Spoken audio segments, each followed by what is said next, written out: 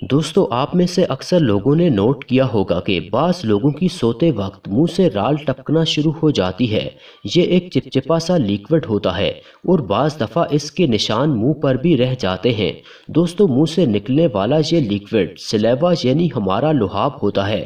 ویسے تو یہ ہر وقت ہی ہمارے منہ کے اندر رہتا ہے، لیکن جب ہمیں کوئی الرجی، انفیکشن یا نوسز وغیرہ کی شکایت ہوتی ہے تو ہمارے منہ میں سلیوا ضرورت سے زیادہ مقدار میں بننا شروع ہو جاتا ہے، اور جب یہ زیادہ ہوتا ہے تو سوتے وقت بھی منہ سے باہر نکلنا شروع کر دیتا ہے۔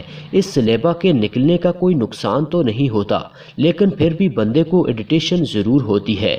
اس کے علاوہ اگر انسان بہت زیادہ تھکاوٹ کا شکار ہو اور سکون کی نیند سو رہا ہو، تب بھی منہ سے رال بہنا شروع ہو جاتی ہے۔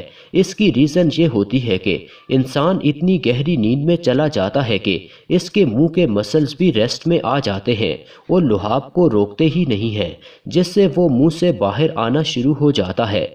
دوستو دنیا میں بہت سے لوگوں کے ساتھ یہ مسئلہ ہوتا ہے کہ ان کی پاؤں کی ایڑیوں میں کریکس پڑ جاتے ہیں۔ خاص طور پر سردیوں کے موسم میں یہ پرابلم اور زیادہ بڑھ جاتی ہے۔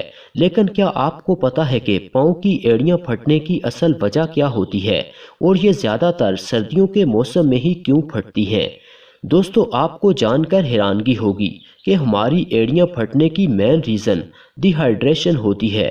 جو لوگ پانی کم پیتے ہیں، ان کی سکن پانی کی کمی کی وجہ سے بہت زیادہ ڈرائی ہو جاتی ہے، اور جب پاؤں کی ایڑیاں ڈرائی ہوتی ہیں تو ان ایڑیوں پر ہماری باڈی کا پورا ویٹ پڑنے کی وجہ سے ان کی سکن پھٹنا شروع ہو جاتی ہے۔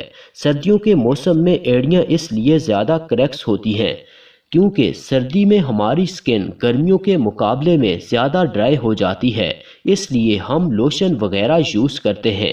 بہرحال اس خشک موسم کی وجہ سے ایڑیاں پھٹنے کے چانسز زیادہ ہو جاتے ہیں، لیکن اگر آپ اپنی ہیلز کو موئسچرائز رکھتے ہیں اور زیادہ سے زیادہ پانی کا استعمال کرتے ہیں تو اس پرابلم سے بچا جا سکتا ہے۔